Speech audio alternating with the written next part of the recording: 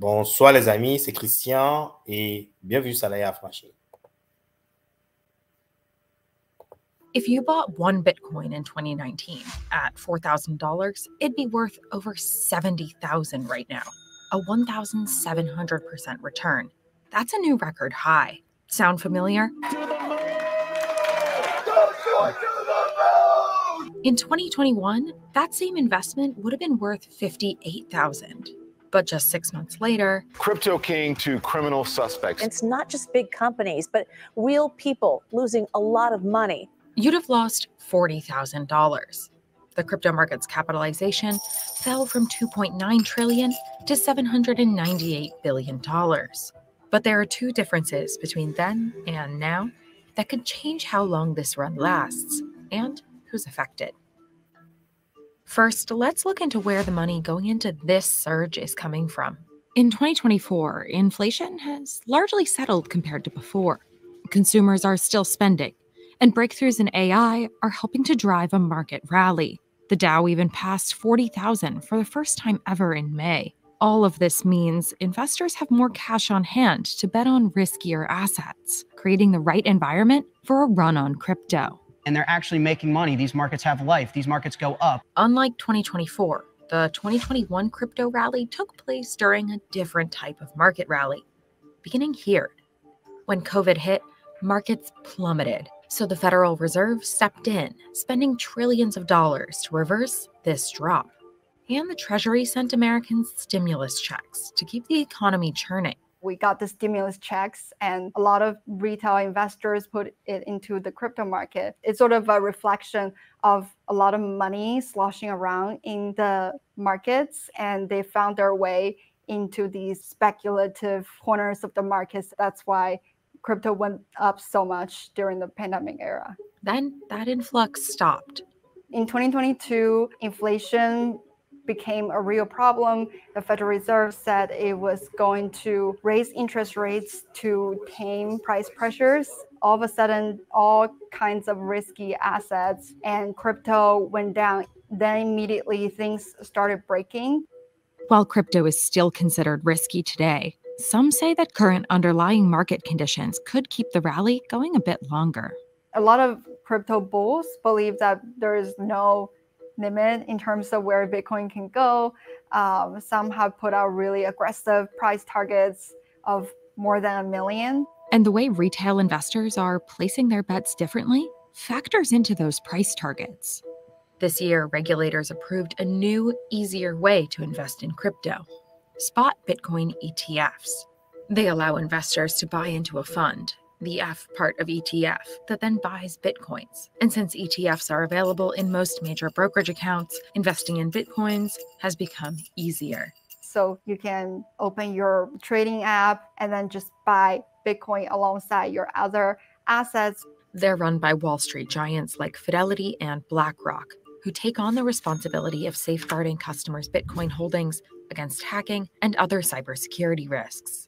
There were a lot of expectations for these Bitcoin ETFs to open the gateway for retail investors. That sort of translated into higher price for Bitcoin, because the more money you put into these funds, the asset managers would then go out and buy Bitcoin. So it becomes sort of a circular trend where the more investors want to buy Bitcoin, the more the price of Bitcoin goes up.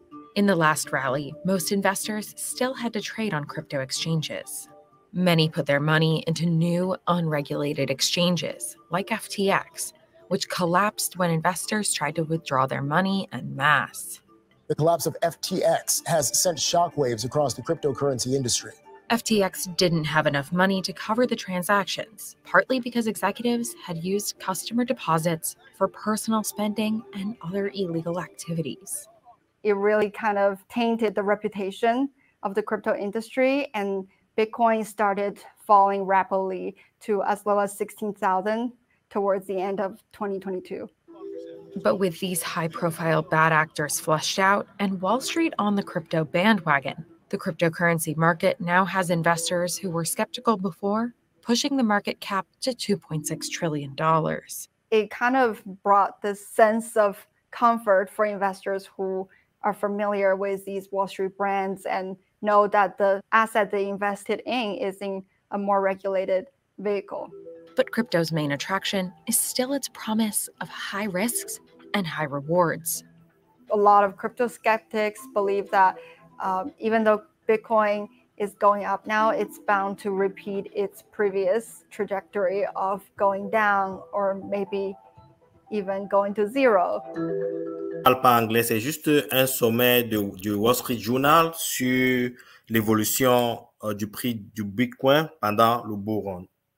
Si vous aviez par exemple acheté un Bitcoin en 2019 à 40 000 $, il vaudrait aujourd'hui 70 000 $. Donc, c'est presque 17x, multiplié par 17x ou 1700%. OK? Et ils expliquent aussi que pendant le bull run, ce qui a vraiment motivé, facilité la croissance du marché, c'était le stimulus. Pendant le COVID, il y a les gouvernements à travers le monde ont sorti un programme d'expansion qui permettait aux individus d'avoir assez de cash. Et avec l'extrait de cash, ils pouvaient épargner et investir dans des véhicules d'investissement à haut risque, par exemple comme les crypto-monnaies. C'est ce qui a justifié en quelque sorte le bull run de 2021.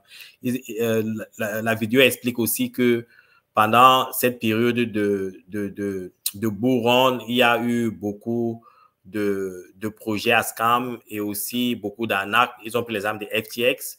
Et aussi, bon, je vais ajouter Luna qui ont fait ce que le marché puisse crasher en 2022 avec le problème qu'on a vécu avec FTX. Donc, le prix du Bitcoin est passé de presque 70 000 $ à 16 000 $. Il estime aussi qu'avec l'approbation des spot ETF Bitcoin à travers le monde, ça permet maintenant aux individus d'avoir accès facilement à l'achat et aux ventes du Bitcoin à travers une application et à travers des investissements traditionnels comme par exemple les actions. OK? Donc, en quelque sorte, c'était un sommet très intéressant qui montre de plus en plus la régulation et de l'adoption des cryptos actifs à travers le monde. Donc, nous sommes, les gars, dans une bonne saison parce que ceci permet de plus en plus aux individus à travers le monde de comprendre que les crypto-monnaies ne sont pas le scam comme les gens le pensaient, que c'est une technologie que les gens sont en train d'adopter. Et en ce qui concerne le bull run qui arrive, comme je vous le dis le plus souvent, les gars, pour qu'il y ait bull run, il faut qu'il y ait liquidité. Et puis, s'il n'y a pas de liquidité, il n'y aura pas le bull run parabolique. OK?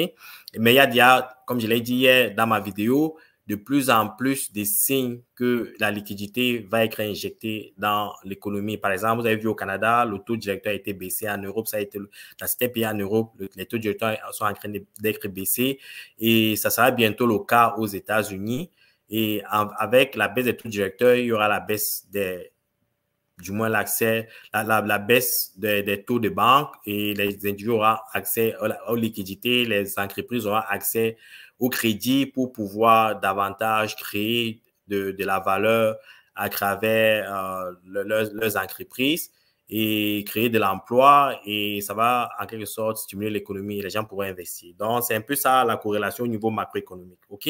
Donc, je voulais juste couvrir ça rapidement. C'est une information très importante que j'ai rencontrée, que j'ai trouvé sur Bitcoin Magazine et je pensais qu'il fallait que je partage avec vous. Bon, on va continuer avec l'actualité de la blockchain et des crypto-monnaies. Je vous montrais hier dans ma vidéo, Recapital aujourd'hui vient encore avec ce graphique. Il explique que en ce moment, nous sommes dans cette phase-ci. Ça veut dire quoi? Ça veut dire que si le prix du Bitcoin, parce qu'après une période d'accumulation, de price discovery, si le Bitcoin casse ces résistances-ci, il est fort probable qu'on atteigne le banana zone, OK? Comme le dit Raoul Pal, la croissance parabolique vers Uranus, OK?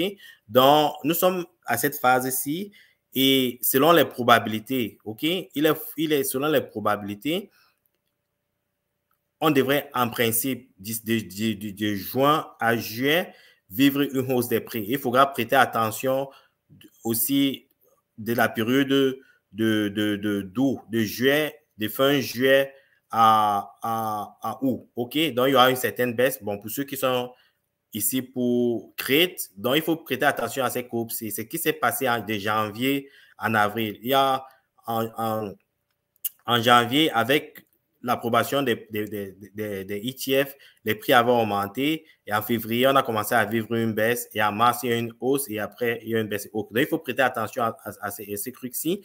Et ça supporte en quelque sorte ce que Plan B montrait hier. Je vais revenir sur le graphique de Plan B. Donc, avant le graphique de Plan B, regardez un peu ce que REC Capital aussi montrait hier. OK?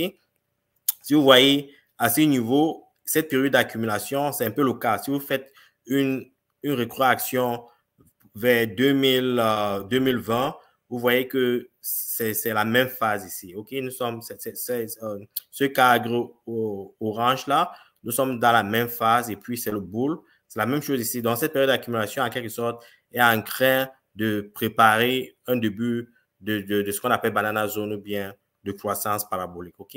Donc, nous sommes dans cette zone-là et ça rejoint un peu, je voulais dire, ce que Plan B présentait hier. Un instant, je vais trouver ces graphiques de Plan B et je vais le montrer rapidement.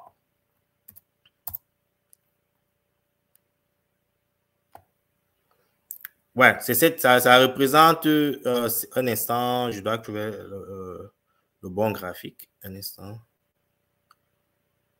Voilà, ce graphique-ci. OK? Plan B dit que maintenant que nous avons atteint 70 000 $, la croissance commence. OK, le bull run commence. Vous voyez? Ces pointillés ici représentent les prix du Bitcoin. Et la partie bleue, le plus souvent, c'est ce qu'il appelle la période d'accumulation. Et après la période d'accumulation, c'est la période parabolique. OK? Et si vous regardez à travers le temps de 2012 à 2016, la tendance s'est répétée. Et maintenant, en 2024, nous sommes après une période d'accumulation qui représente les boutons bleus, les pointillés bleus.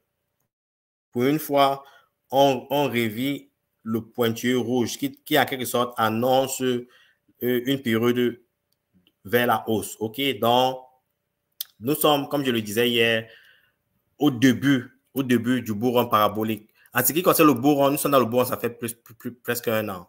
Et ceux qui ont investi ceux qui me suivent depuis et qui ont investi ont minimum dans ce groupe, s'ils sont disciplinés, ont minimum fait un 5x. OK?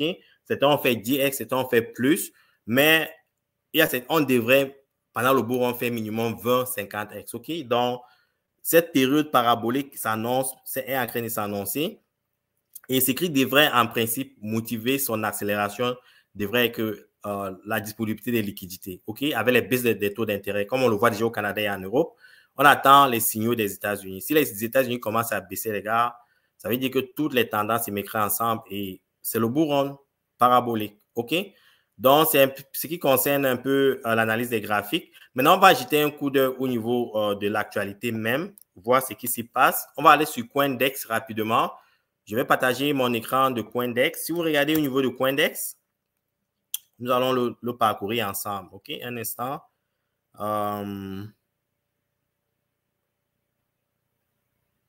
Bon, d'après la Standard Chartered Bank, il est fort probable que le Bitcoin puisse atteindre 150 000 $ d'ici la fin de l'année. OK?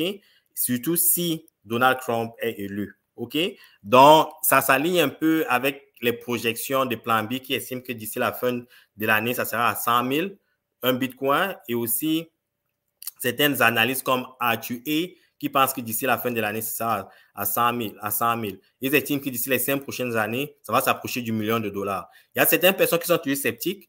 Je vous dis, les gars, le Bitcoin se vendra à $1 million. C'est une question de temps. OK? C'est une question de temps. Quand c'était à 100 $, les gens ne croyaient pas que ça pouvait arriver à 70 000 $. Maintenant, c'est à 70 000 $, les gens doutent que ça va arriver à $1 million.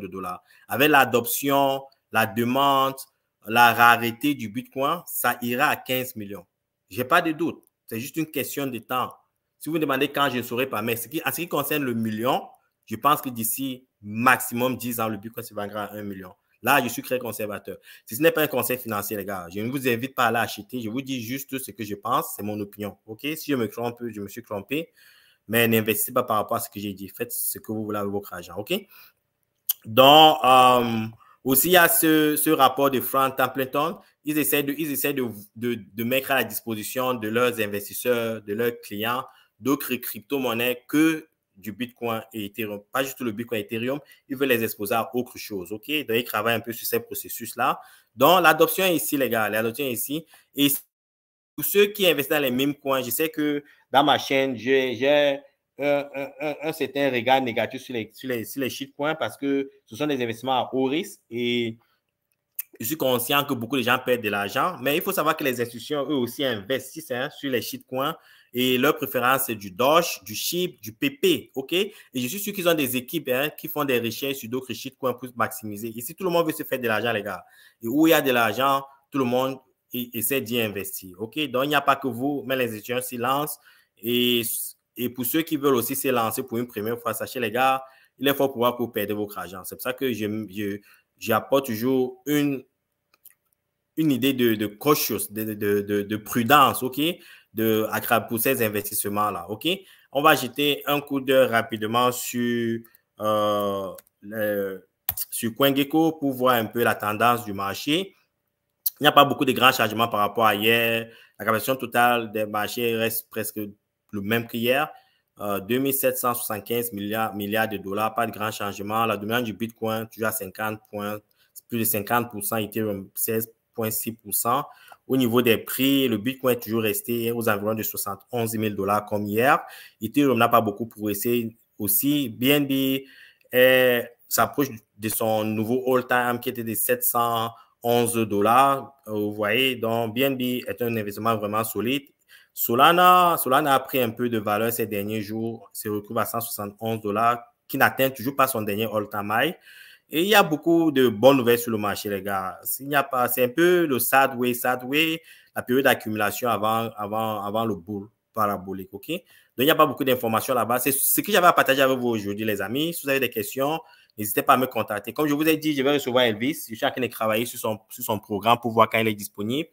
Et merci pour ceux qui ont déjà listé les cryptos que je dois passer à Elvis pour faire des recherches, pour qu'il nous apporte une analyse technique pour voir si ce sont les bons investissements ou pas. Si vous avez d'autres cryptos, les amis, n'hésitez pas, OK?